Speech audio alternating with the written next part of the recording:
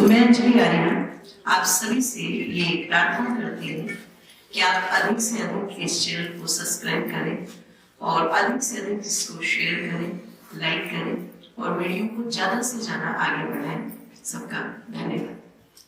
पता था और पूरे के पूरा पाकिस्तान का जो इलाका था उसमें एक सिंध प्रांत का इलाका था। सिंध प्रांत में सियालकोट एक स्थान पड़ता है, आपने सुना भी होगा सियालकोट के बारे में। कहते हैं सियालकोट के अंदर उस समय कुछ बालक मदरसों में पढ़ने के लिए जाते थे, जिसमें मुस्लिम बच्चे भी होते थे और हिंदू बच्चे भी होते थे। मदरसों की पढ़ाई थी। तो कहते हैं मदरसे में एक दिन बच्चे पढ़ रहे थे, तो एक बच्चा था जिसका नाम था वीर हकीकत राय। आपने सुना, 14 वर्ष की आयु थी बालक की, वो ध्यान से सुनिएगा। बच्चे आपस में खेल रहे थे, ये वीर हकीकत राय भी खेल रहा था। तो कुछ मुस्लिम बच्चों ने वीर हकीकत राय के देवी देवताओं को गालियां देनी शुरू की। बच्चे घर के अंदर माता पिता उन्हें जो चीजें बता देते हैं, ध्यान रखिएगा, बड़ी मजबूती के साथ बच्चे उन्हीं चीजों के साथ अपनी आस्था और श्रद्धा जोड़ लेते हैं। एक समय था जब माता पिता का ये प्रयास होता था कि छोटे छोटे बच्चों को धार्मिकता का पाठ पढ़ाएं, अपना कर्तव्य समझते थे माँ बाप।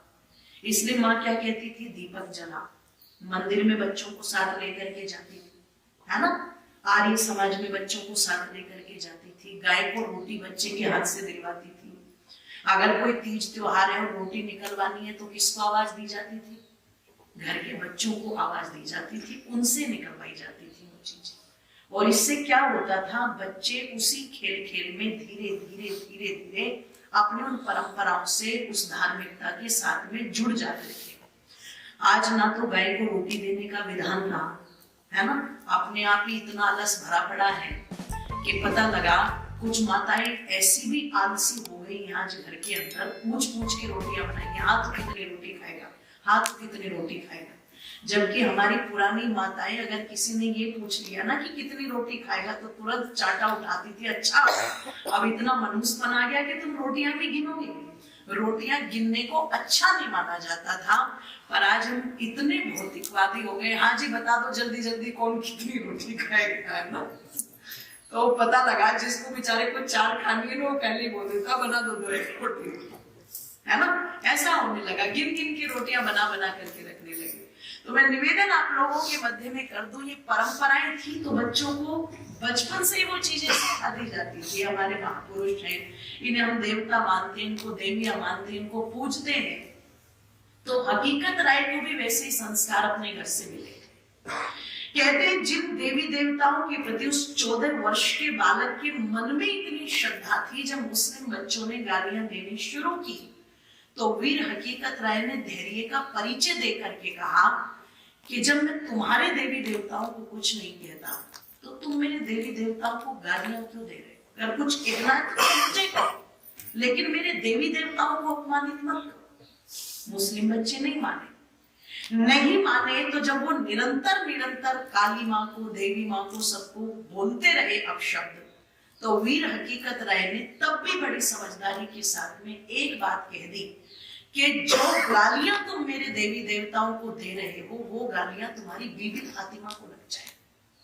और बीबी फातिमा कौन थी, मोहम्मद साहब की बेटी, जिनको बहुत मानते हैं मुसलमान। तो जैसे ये बात वीर हकीकत राय ने कही तो बच्चों ने जाकर के तुरंत काजी से शिकायत की, जो उनको पढ़ाते थे उनसे शिकायत की। अब एक अध्यापक का कार्य होता है कि ज्ञान का प्रकाश करना, विद्या का प्रकाश करना, लेकिन ध्यान रखिएगा जिनके मस्तिष्क में खुरापात भरी होती है, जिनके मस्तिष्क में केवल और केवल विद्रोह भरा होता है, वो समाज को जोड़ने का काम नहीं करते, वो समाज को तोड़ने का काम करते हैं। मैं निवेदन आप लोगों के मध्य में कर दूं, अगर काजी चाहता तो बच्चों की बात भी बड़ी समझदारी से निपटा सकता था, लेकिन कहते हैं ना राई का पहाड़ बनाना।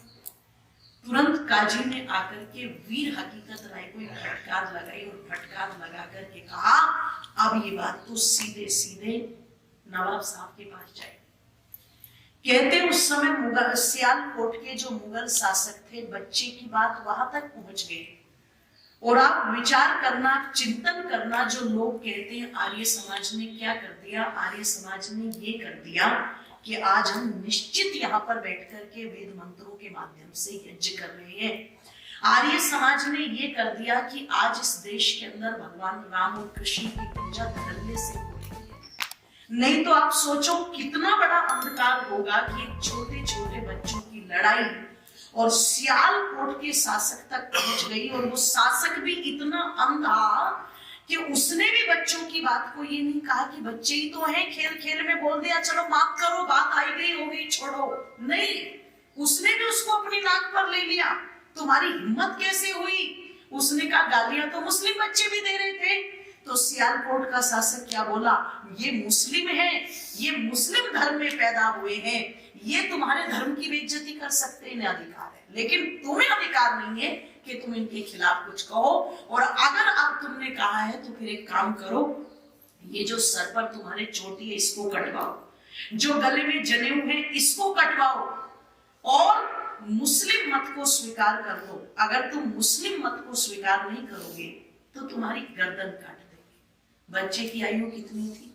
14 साल, केवल 14 साल। आप विचार करना, 14 साल का बच्चा एक बात कहता है, काजी साहब गर्दन की चिंता नहीं, अगर गर्दन कटती है तो कट जाए, अगर मेरी बोटी बोटी भी कटती है तो कट जाए, मुझे बिल्कुल परवाह नहीं है, लेकिन खबरदार अगर किसी ने मेरी चोटी और जनेऊ को हाथ लगाया तो। जैसे ही ये बात उस शासक के सामने बोली तो कहते हैं आग बबूला होकर के निर्देश दे दिया, एक काम करो गर्दन काट। फला फला दिन पूरे शहर के सामने हकीकत की गर्दन काटी जाएगी और तुम्हें कुछ समय दिया जाता है सोचने और विचारने के लिए। अब भी समय है, विचार कर लेना, अपने घर वालों से पूछ लेना और तब जाकर के निर्णय करना। तुम बच्चे हो, अगर जीवित रहोगे तो जीवन के सब आनंद को भोग पाओगे। मुस्लिम बनोगे तो अल्लाह ताला की रहमत में रहोगे, उसकी बरकत में रहोगे। बालक ने कहा अगर रहमत और बरकत ही होती तो भगवान मुझे पहले से मुस्लिम धर्म में पैदा करता। अगर नहीं किया है तो इसका मतलब परमात्मा कुछ और मेरे लिए व्यवस्था सोच करके बैठा है। तो जिस विचारधारा में मैं जन्मा ही नहीं, मैं उस विचारधारा में मरूंगा क्यों? मैं तो जिस विचार के साथ जन्मा हूं उसी विचार के साथ मरूंगा। माता बंधु, 14 वर्ष के बालक ने निर्णय कर लिया और इतिहास के पन्ने बताते हैं माँ मिलने के लिए आई तो रो रो करके एक ही बात कह रही थी, बेटे मुसलमान बन जा, तो कम से मुसलमान बन करके कम से कम जीवित तो रहेगा, मुझे ये तो तसल्ली रहेगी कि मेरा बेटा जीवित है और कुछ नहीं चाहिए। तो हकीकत में कहा एक बात बताओ, अगर मुसलमान बन गया तो क्या तब नहीं मरूंगा? मरना तो तब ही होगा ना। ऐसा तो नहीं कि मुसलमान नहीं मरते और हिंदू मरते हैं केवल, मरना तो तब भी, माने का मरना तो तब भी है। तो बोले जब मरना यहाँ भी है और मरना वहां भी है तो फिर कलंकित होकर के क्यों? बिल्कुल नहीं मरना। और एक बात कह दी, कुछ पंक्तियां वहां पर लिखी थी, आइए ध्यान से सुनिए। कि धर्म को न छोड़ू काजी, ये मेरी जागीर है, कि धर्म को न छोड़ू काजी, ये मेरी जागीर है, मरना मिटना आना जाना मानव की तकदीर है, मरना मिटना आना जाना मानव की तकदीर है, धर्म को न छोड़ो काजी, ये मेरी जागीर है, मरना मिटना आना जाना मानव की तकदीर है, मरना मिटना आना जाना मानव की तकदीर है। बालकपन न सोचो इसको पूरी ये हवासी है। धर्म छोड़ बन जाओ मुसलमान कहाँ की बात तलाशी है। अन्याय को धर्म बताना, अन्याय को धर्म बताना लगता तो भी पीर है। आना जाना मरना मिटना मानव की तकदीर है। आना जाना मरना मिटना मानव की तकदीर है। कहा कि एक बालक के साथ में अन्याय करता है और अपने को खुदा का बंदा बताता है।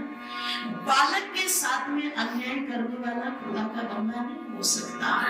और सुन कान खोल करके कि कान खोल कर सुन ले काजी, धन दौलत का मोह नहीं, तख्त ताज और शाही खजाने सदा किसी के रहे नहीं। कान खोल कर सुन ले काजी, धन दौलत का मोह नहीं, तख्त ताज और शाही खजाने सदा किसी के रहे नहीं। मानव को अंधा कर देती, मानव को अंधा कर देती धन की ये जंजीर है। आना जाना मरना मिटना मानव की तकदीर है। आना जाना मरना मिटना मानव की तकदीर है। धर्म को न छोड़ो काजी ये मेरी जागीर है। आना जाना मरना मिटना मानव की तकदीर है। आना जाना मरना मिटना मानव की तकदीर है। काजी बोला बाल हकीकत बात हमारी मानो तुम। सर से छोटी गल का जनेऊ जल्दी से कटवा लो तुम। अल्लाह ताला की रहमत में, अल्लाह ताला की रहमत हो जो उसका जागीर है। मरना मिटना आना जाना मानव की तकदीर है। मरना मिटना आना जाना मानव की तकदीर है। सर का छोटी गल का जनेऊ मुझे कानों से प्यारा है। बोटी बोटी कटवा दो अब जीने का क्या चारा है। सर की छोटी गल का जनेऊ मुझे कानों से प्यारा है।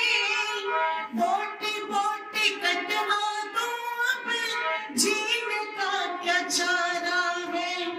कहे अंजलि इतने कथन पर, कहे अंजलि इतने कथन पर चल गई वो शमशीर है। आना जाना मरना मिटना मानव की तकदीर है। आना जाना मरना मिटना मानव की तकदीर है। धर्म को न छोड़ो काजी ये मेरी जागीर है। धर्म को न छोड़ो काजी ये मेरी जागीर है। आना जाना मरना मिटना मानव की तकदीर है। आना जाना मरना मिटना मानव की तकदीर है। आना जाना मरना मिटना मानव की तकदीर। 14 वर्ष के बच्चे की गर्दन पर तलवार चली और गर्दन पूरे सियालकोट की जनता के सामने, माँ बाप के सामने धड़ से अलग कर दी गई। आप विचार करना, आज के बच्चों के नायक, उनके हीरो या तो कार्टून बन गए या मुंबई के हीरो बन गए। पर सच तो ये है कि हमारे बच्चों के असली हीरो, असली आदर्श ऐसे ऐसे इतिहास